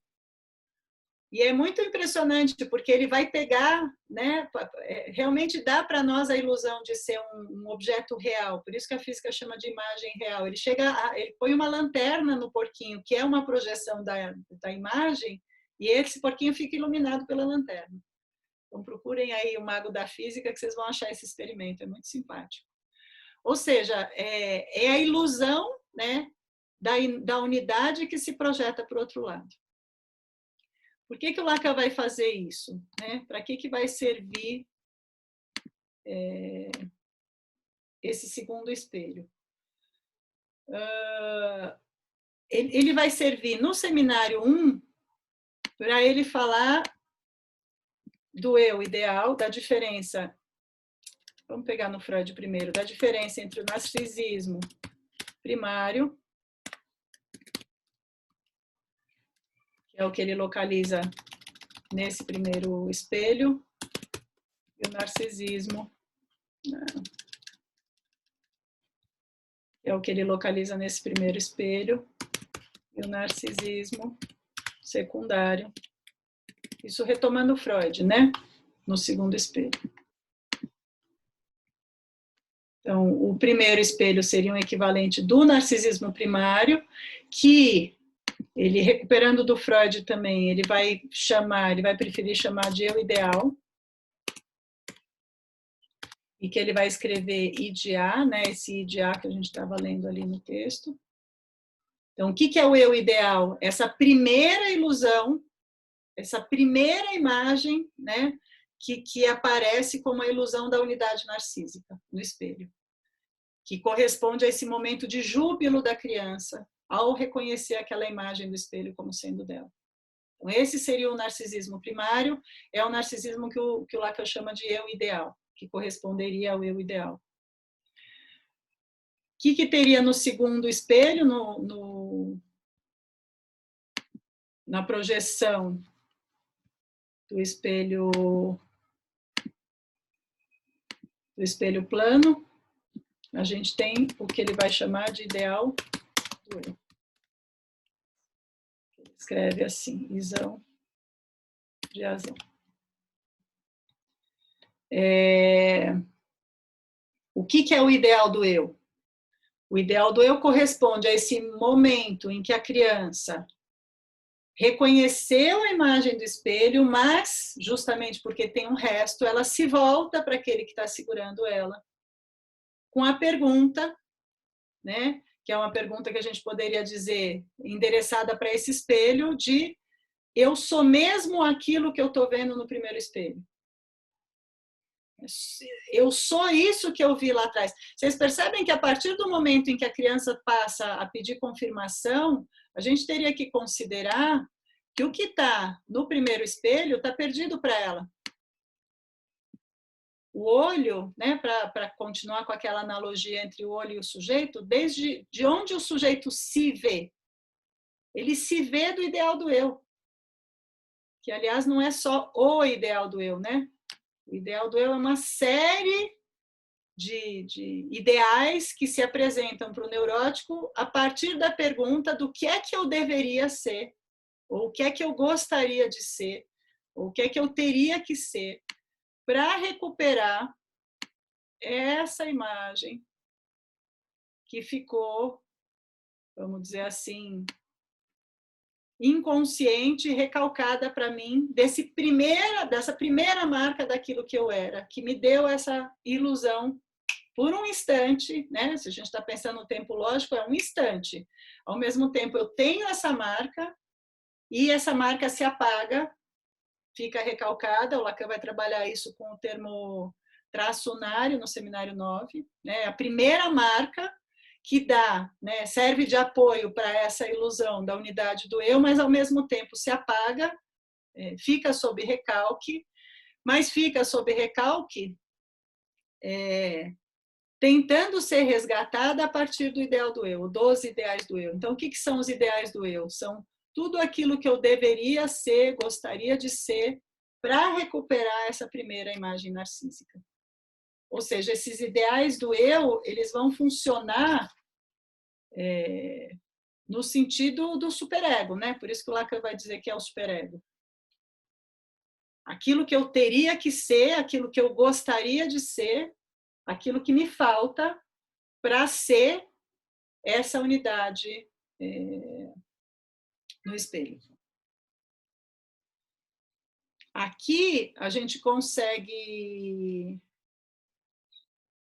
pensar real, simbólico e imaginário de um jeito um pouco diferente daquele que a gente pensava real, simbólico e imaginário no esquema do Boassi. Não porque aquilo que a gente situou no esquema do Boassi não sirva também para pensar real, simbólico e imaginário. Mas aí a gente faz algumas confusões, é bom a gente situar como coisas diferentes para a gente poder se localizar. No esquema óptico do Lacan, a gente consegue localizar real, simbólico e imaginário do ponto de vista psíquico, da sua função, onde é que está a função psíquica de cada um dos três, né? O real, a gente teria que pensar do lado, vou pôr uma outra, do lado do resto da especularização. Por isso que o desenho do vaso vai ser muito interessante para o Lacan, porque embora o vaso passe para o espelho do outro lado, tem um resto dessa especularização que o Lacan vai comparar ao que está dentro do vaso, ao vazio interno do vaso, né? O vazio interno do vaso não tem imagem especular. Então, o real estaria desse lado, o real estaria do lado daquilo que aparece como resto da especularização. Aonde estaria o real, a gente pode relacionar com o lugar do resto, né, da especularização. O imaginário segue sendo, né, o eu, mas aí pensado em termos de I de A, né? No esquema óptico, o imaginário é representado por essa unidade no espelho, que a gente chama de I de A, de eu ideal. É a primeira ilusão de unidade. E ela só se sustenta como ilusão de unidade de totalidade porque ela é justamente imaginária. O simbólico é que ele ganha um lugar bem interessante aqui também. Então, vocês veem que pensar o real no esquema óptico completo é pensar no resto, é já pensar no sujeito como efeito da linguagem, é pensar no resto da especularização. O simbólico também ganha um lugar interessante aqui no segundo espelho, porque o simbólico a gente pode articular aqui com a ideia da estrutura da falta. Quer dizer, o simbólico, justamente, ele estaria na função desse espelho aqui. O simbólico, ele entra na função desse espelho como um espelho que indica a pergunta endereçada para o outro. Para quem já trabalhou com o complexo de Édipo, com o grafo do desejo, né? É como se a gente tivesse um duplicamento da posição do outro aqui. Esse primeiro outro, que é o espelho côncavo, é o tesouro dos significantes.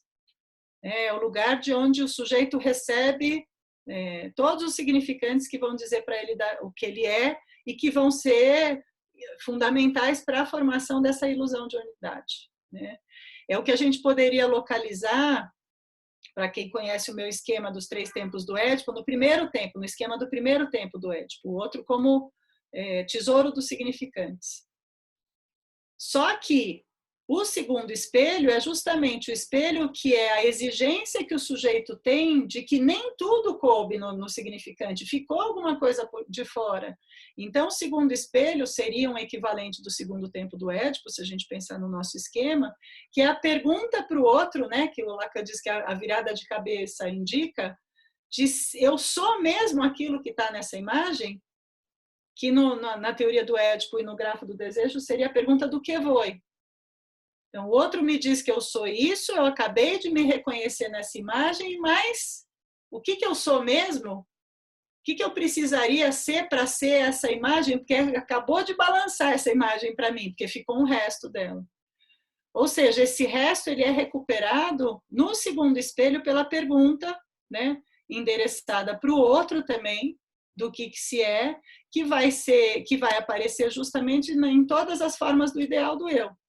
O que são os ideais do eu e por que eles funcionam superegoicamente? Porque o sujeito passa a se cobrar e se exigir tudo o que ele acha que lhe falta para ser esse primeiro narcisismo, isso que a gente está chamando de eu ideal. Michele, Oi. você me permite uma dúvida? Fala. O espelho plano aqui no seminário 10, esse A não está barrado. Não, eu tô me sentindo à vontade para propor algumas coisas. A gente tem que tomar um certo cuidado também, Marcela, que o Seminário 10 é uma publicação oficial dos seminários. Sempre que a gente vê uma imagem reproduzida nas publicações oficiais, vale a pena cotejar com outras publicações também, né? Porque às vezes não, aquela imagem não é uma imagem que o Lacan produziu, aquela é uma imagem que o editor produziu, né? E a gente tem aí umas diferenças entre o que o Lacan está dizendo no texto e o que aparece na imagem, muitas vezes. Tem vários momentos em que o Lacan faz referência a uma imagem no Seminário 10 e a imagem não está ali. Então, eu recomendo que vocês vão para o Stafer lá, porque as imagens ali aparecem. Eu estou propondo alguma coisa que, de fato, eu não sei se o Lacan barra esse outro aqui, mas que me parece muito lógico com o que o Lacan está propondo, que é o fato de que o espelho que se embarra, o outro como tesouro de significantes, o outro que me diz o que eu sou, é o primeiro espelho responsável pelo eu ideal. O segundo já é o espelho da pergunta, da virada de cabeça. Por isso que eu barrei esse segundo espelho. Já é o espelho da o que é que eu sou, o que é que eu preciso ser.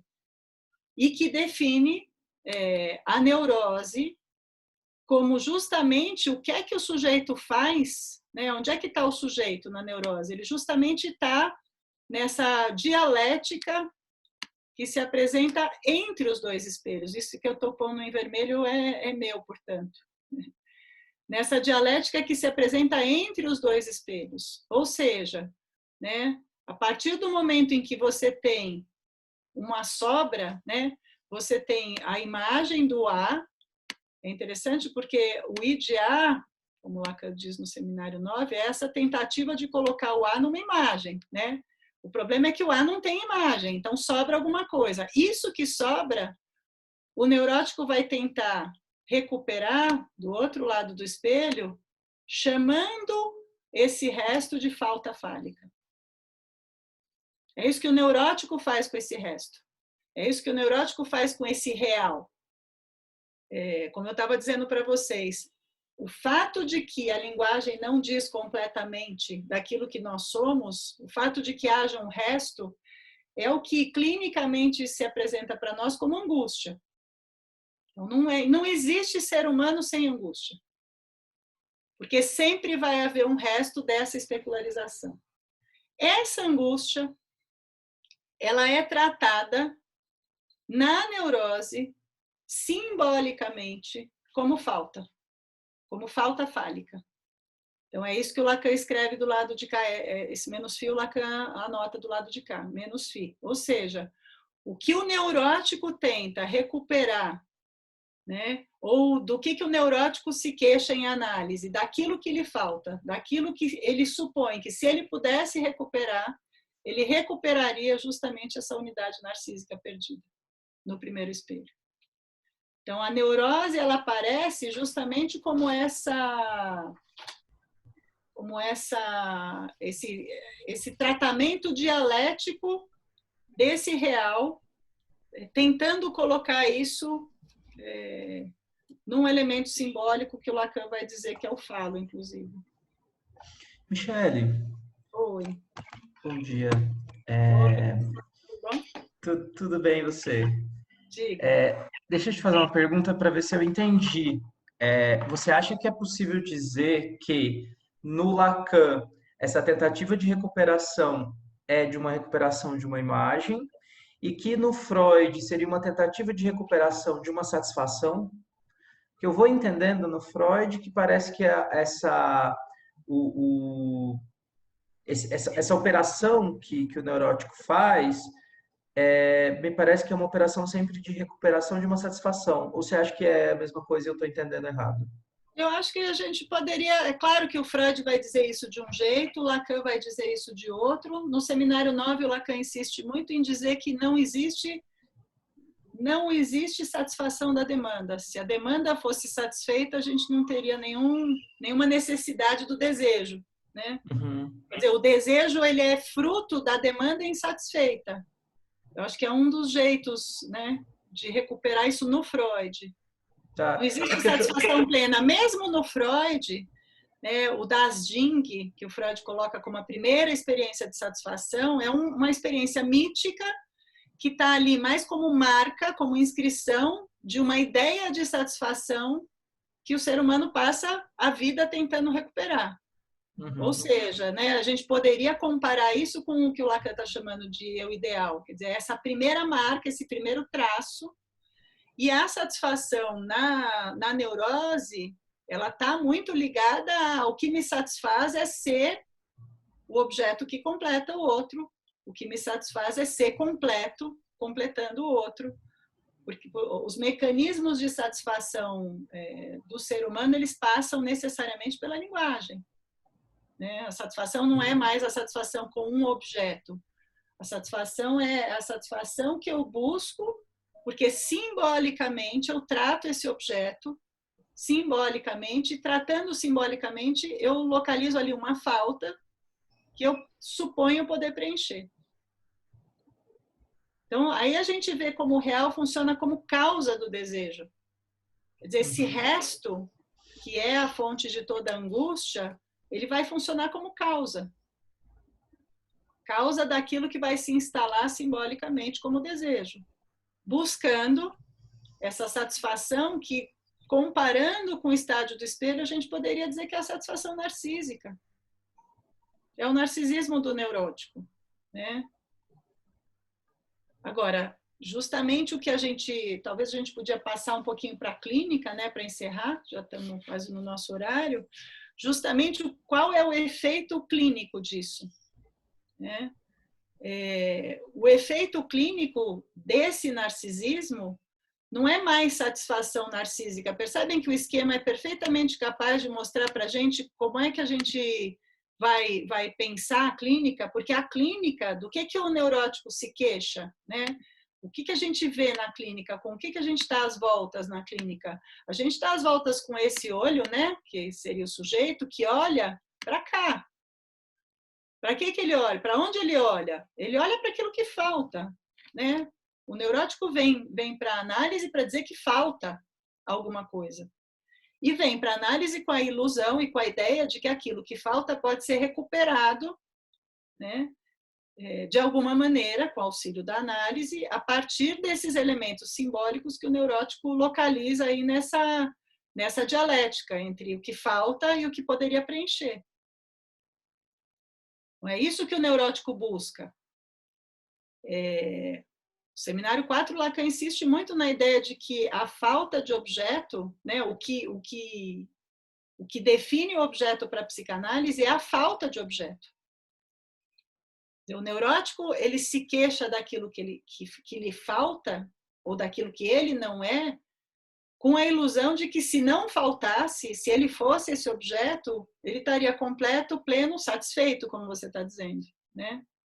Quer dizer, a ideia de satisfação é uma ideia muito ligada ao narcisismo, mas o que é que isso produz na neurose? Curiosamente, paradoxalmente, sofrimento. Sofrimento. Uma constante sensação de insatisfação consigo mesmo, com aquilo que se é. Que é o que a gente vê na base das depressões, né? O que o deprimido diz pra gente? Que a vida não faz sentido, né?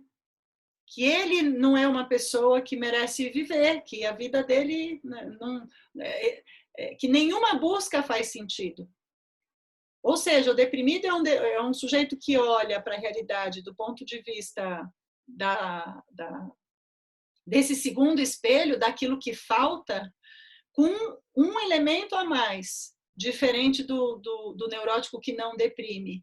Porque o neurótico que não deprime, ele também fala da falta, mas ele está num circuito na relação com o desejo que ele está buscando alguma coisa na realidade, é isso que põe a gente para viver a nossa vida, né? Buscar na realidade esses objetos que supostamente nos faltam e que poderiam trazer a nossa felicidade. Ainda bem, esse é o movimento do desejo. É assim que real, simbólico e imaginário se amarram produzindo esse movimento do desejo. O real é essa insistência da não satisfação, o simbólico é o que chama essa não satisfação por um nome, trata como um significante, localiza uma falta, colocando no horizonte uma satisfação possível, sempre idealizada, sempre sustentada imaginariamente. O que acontece com a depressão? Que a distância entre uma coisa e outra, ela vira uma distância intransponível. Do que o deprimido se queixa é que não tem maneira de se satisfazer nessa vida. E se nós somos psicanalistas, se nós trabalhamos com a neurose, se nós sabemos que as nossas intervenções elas não visam dizer para o sujeito, vamos lá, vamos tentar, você vai conseguir, porque não é isso que a psicanálise faz, a gente vai atrás dos fundamentos dessa insatisfação, e os fundamentos dessa insatisfação, Lacan mostra muito bem na teoria do espelho, eles estão justamente nesse ideal recalcado, que, portanto, o próprio sujeito desconhece, né? Que é ali que vai entrar a nossa intervenção. Ou seja, a gente não trabalha com o que é que vai trazer satisfação. A gente trabalha com o ideal de satisfação recalcado, portanto, desconhecido para o próprio neurótico, que impede ele de sair do lugar, que impede ele de dar o primeiro passo. Em geral, porque a satisfação está tão idealizada que qualquer coisa que eu faça me parece insuficiente. Essa é a queixa do deprimido. Não tem nada que possa me satisfazer. O que põe o deprimido nessa relação com a realidade? Os ideais recalcados, narcísicos.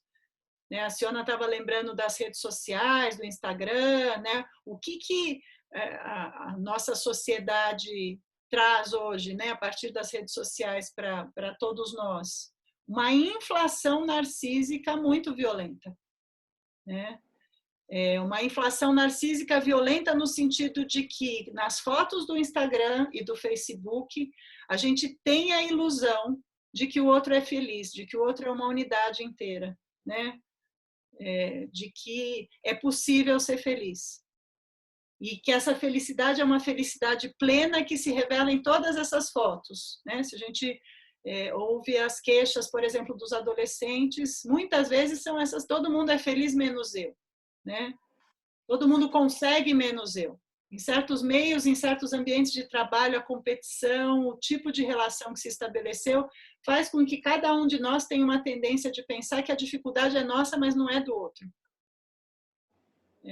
Essa inflação narcísica é que está produzindo mais depressão, mais ansiedade, porque ela encontra em nós uma instância que diz, claro que existe, você pode ser uma unidade, faça mais, que é essa instância superegóica que vai ficar sempre exigindo mais e nunca vai ser suficiente. Ou seja, quando a gente está pensando na neurose, quando a gente está pensando no narcisismo, quando a gente está pensando especialmente na depressão, nosso trabalho clínico, ele é um trabalho clínico que pode se beneficiar muito da gente entender esses mecanismos que instalam essa dialética fálica na neurose a partir do registro imaginário e dos ideais. Se a gente entende esse mecanismo, a gente tem uma condição clínica muito interessante para justamente desmontar esse mecanismo. Porque se a gente não desmonta esse mecanismo, o que a gente tem, a gente fica tentando ajudar o deprimido, e quanto mais a gente tenta ajudar o deprimido, mais ele se frustra, porque aquela ajuda nunca é aquilo que ele mesmo idealiza, nunca é suficiente, e a gente está tendo casos cada vez mais graves de depressão, porque a gente precisa, para poder ajudar o deprimido, localizar a depressão em relação a esse mecanismo. Se a gente tiver os 3 registros para pensar a depressão, e o esquema óptico me parece um bom recurso para isso, pensando a função narcísica, pensando a função do narcisismo na depressão, eu acho que a gente tem um caminho clínico muito importante. E só para relacionar com outro tema que eu queria trazer para vocês, e aí vocês fazem as questões de vocês, para pensar os autismos, eu também acho o esquema óptico maravilhoso. porque justamente o autismo, alguns autismos, não todos, vou recomendar para vocês um livro da Marina Bialer, estou até com ele aqui, que se chama Autobiografias no Autismo, que é um livro muito... Me parece esse livro, eu leio ele como uma experiência clínica com autismo. Ele está dividido em duas partes. A primeira parte são os relatos dos pais dos autistas, são só relatos autobiográficos. A segunda parte são os relatos dos autistas, dos próprios autistas, que eles publicam em livros, em blogs, né, em vários lugares, dão palestras sobre isso. E a Marina resumiu esses relatos e trouxe alguns dados desses relatos nesse livro. Para quem não tem experiência clínica com autismo, eu acho que vale por uma experiência clínica, porque ao mesmo tempo a gente, com a leitura de todos os casos, a gente vai vendo o que eles têm de traços comuns e o que eles têm de tão absolutamente diferente entre eles. Eu acho que isso ajuda muito a gente a pensar o autismo, ajuda a gente a pensar a maneira como os pais dos autistas vão tentando encontrar soluções para fazer laço com esses filhos, ajuda a gente a se livrar do preconceito que a gente tem com os pais dos autistas, né, que tem a ver com uma certa maneira de entender a teoria também. E tem alguns relatos nesse livro muito impressionantes, eu não tive tempo para buscar para vocês, mas de autistas que justamente se descrevem como não tendo um eu e não tendo uma unidade corporal.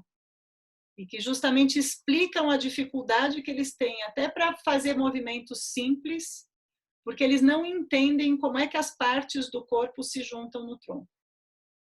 Então, são relatos bastante importantes para a gente pensar o quanto primeiro, quanto a unidade narcísica do eu, né, que o Lacan teoriza no estádio do espelho, não é uma coisa inata, ela não vem pronta e nem ela é uma coisa universal. A gente pode pensar em alguns casos um sujeito em que essa unidade não tá constituída, e isso dá uma direção de trabalho, de tratamento com essas crianças, inclusive na relação com o próprio corpo, na relação com o próprio nome, de se dizer em terceira pessoa, né? É muito comum esses pacientes se dizerem pelo nome próprio. Por quê? Porque o nome próprio é o primeiro aprendizado no nome próprio, né?